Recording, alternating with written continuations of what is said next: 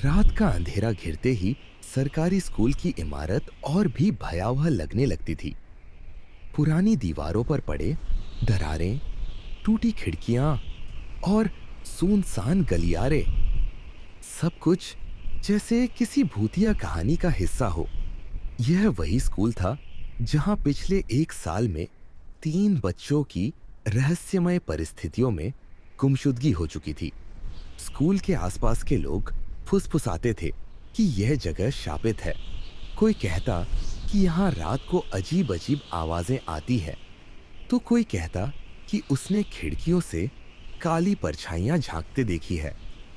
लेकिन सच्चाई क्या थी, यह कोई नहीं जानता था। यह स्कूल कोई साधारण स्कूल नहीं था।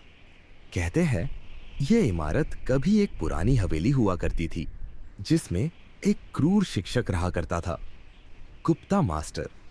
वह बच्चों को बुरी तरह पीटता और कई बार तो उन्हें अंधेरे कमरे में कैद कर देता था। एक दिन अचानक वह गायब हो गया। कुछ ने कहा कि उसने आत्महत्या कर ली, तो कुछ ने कहा कि बच्चों की बददुआ ने उसे लील लिया। तब से इस जगह पर अजीब घटनाएं होने लगी। रवि, विशाल और नेहा 3 दोस्त थे जो इस स्कूल में पढ़ते थे। उन्हें हमेशा लगता था कि इस स्कूल में कुछ तो अजीब है। विशाल ने कई बार रात में स्कूल की खिड़कियों से किसी को झांकते देखा था, जबकि रवि ने सुनसान गलियारे में किसी के चलने की आवाजें सुनी थी। एक दिन स्कूल के एक छात्र मोहित की गुमशुदगी की खबर आई। उसने अपनी मां से कहा था कि उसे कोई अजनबी स्कूल के पुराने स्टोर रूम के पास बुला रहा था, और फिर वह कभी वापस नहीं आया। रवि और उसके दोस्तों ने फैसला किया कि वे इस रहस्य को सुलझाएंगे, लेकिन उन्हें नहीं पता था कि वे खुद मौत के मुंह में जा रहे हैं। भाग दो। जल्द ही स्टोर रूम के अंदर ठंडक बढ़ गई थी, जैसे कोई अदृश्य ताकत वहां मौजूद हो। विशाल ने हिम्मत जुटाई और बक्से के पास गया। उसका हाथ कांप रहा था, लेकिन उसने धीरे धीरे लकड़ी के बक्से का ढक्कन ऊपर उठाया। अंदर जो था उसे देखकर उनकी रूह कांप गई। बक्से के अंदर एक गंदे पुराने स्कूल यूनिफॉर्म में सड़ा गला कंकाल पड़ा था। हे भगवान!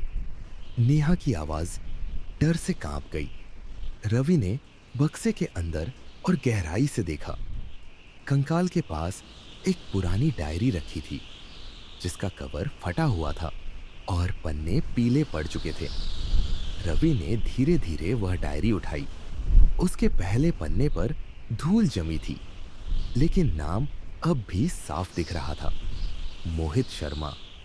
ये वही मोहित है जो लापता हुआ था, विशाल ने दबी आवाज में कहा। नेहा ने घबराकर चारों ओर देखा, जैसे उसे महसूस हो रहा था कि कोई उन्हें देख रहा है। हमें यहां से निकलना चाहिए, उसने कहा। लेकिन रवि पहले डायरी पढ़ना चाहता था। उसने पहला पन्ना खोला और पढ़ना शुरू किया। डायरी में मोहित ने लिखा था कि कैसे उसे रात के समय स्कूल में अजीब चीजें महसूस होती थीं। उसे कई बार ऐसा लगा था कि कोई उसे घूर रहा है। उसने स्टोर रूम से आती किसी के रोने की आवाज भी सुनी थी। डायरी के आखिरी पन्ने पर जो लिखा था, उसने तीनों दोस्तों को सन्न कर दिया।